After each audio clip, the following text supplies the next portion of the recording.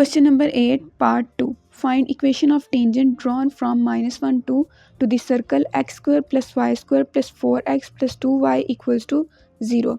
Same as previous part. Solution की तरफ चलते हैं. Given x square plus y square plus 4x plus 2y equals to 0. ये हमें given इक्वेशन दी गई है. इसको हम नाम दे देते हैं इक्वेशन नंबर 1 का.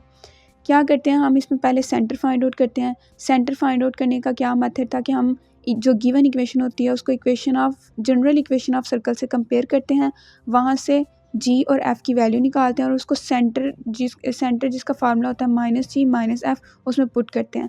लिखते हैं हम यहाँ पे जनरल इक्वेशन ऑफ सर्कल जो कि क्या है, x square plus y square plus 2gx plus 2fy equals to 0. X के कोफिशिएंट को कंपेयर करने से हमें मिलेगा 2g इक्वल टू 4, तो वहाँ से g की वैल्यू मिलेगी 2. y के कोफिशिएंट को कंपेयर करने से हमें मिलेगा 2f इक्वल टू 2, तो f की वैल्यू मिलेगी हमारे पास 1. तो हम इसको क्या करेंगे, -g -f में जब लिखा तो सेंटर इक्वल आ गया -2 -1 के. अब let tangent drawn from -1 to the circle touch the circle at the point x1 y1, then equation 1 becomes. पहले हम इसको देख लेते हैं. सर्कल को हमने एक सर्कल ड्रॉ किया. सर्कल के अवे एक पॉइंट था जो कि हमें गिवन है. पॉइंट था p -1 2. ये टेंजेंट लाइन है तो ये सर्कल को एक पॉइंट पे टच करके गुजरी है. जिस पॉइंट पे टच करके गुजरी है उस पॉइंट को हमने नाम दे दिया a x1 y1. सर्कल का सेंटर जो कि हमने अभी फाइंड आउट किया क्या है हमारे पास -2 -1. तो इक्वेशन नंबर 2 की तरफ चलते हैं जो कि है x1 square plus y1 square plus 4x1 plus 2y1 equals to 0. Same बस x की जगह पे x1 और y की जगह पे y1 पुट कर देना है इक्वेशन ऑफ सर्कल में. अब हम वही same method slopes find out करेंगे. m1 equal to slope of pa equal to y1 -2 divide by x1 plus 1. m2 equals to slope of ca equals to y1 plus 1 divide by x1 plus 2.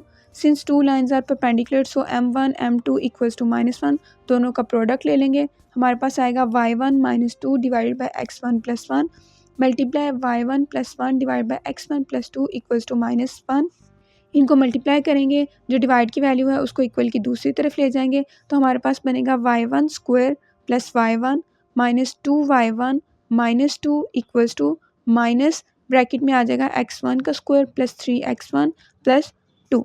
Rearrange करेंगे. Right hand side को left hand side पे ले आएंगे तो हमारे पास बनेगा y1 square minus y1 -2 plus x1 square plus 3x1 plus 2 equals to 0. अब यहाँ पे हम क्या करते हैं, इस इक्वेशन में प्लस का 2 और माइनस का 2 आपस में कैंसिल हो जाएंगे तो हम इसको लिखेंगे x1 square plus y1 square minus 3x1 minus y1 equals to 0 और इसको नाम दे देते हैं इक्वेशन नंबर 3 का. अब अगर नोट करें आप, अगर इक्वेशन नंबर 3 और 2 को आपस में सब्ट्रैक्ट करते हैं तो यहाँ से हम x1 की वैल्यू निकाल सकते हैं. तो इक्वेशन 3 लिखते हैं और उसके नीचे लिखते हैं इक्वेशन नंबर 2 जो कि क्या है, x1 का square plus y1 square plus 4x1 plus 2y1 equals to 0. Subtract करने हैं तो इनके साइन चेंज कर देंगे. कैंसिल आउट करेंगे, जो वैल्यूज़ कैंसिल हो रही हैं तो हमारे पास बचेगा -x1 -3y1 इक्वल्स टू 0. यहाँ से x1 की वैल्यू निकालते हैं. x1 equals to -3y1. ये आ गई हमारे पास equation number 4.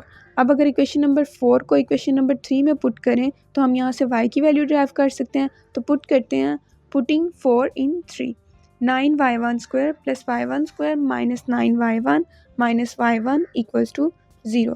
10y1 square minus 10y1 equals to 0. 10y1 common निकाल लेंगे, बाकी बचा y1 माइनस 1 इक्वल्स टू 0. एक वैल्यू आई y1 इक्वल्स टू 0 जब हमने 10y1 को इक्वल 0 के रखा.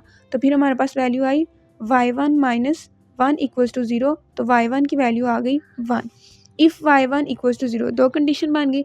अगर y1 को 0 रखें तो x1 क्या आ जाता है हमारे पास 0, और अगर y1 को हम 1 रखते हैं तो x1 में पुट करें जो कि इक्वेशन नंबर 4 थी हमारे पास, तो x1 की वैल्यू आ जाती है -3.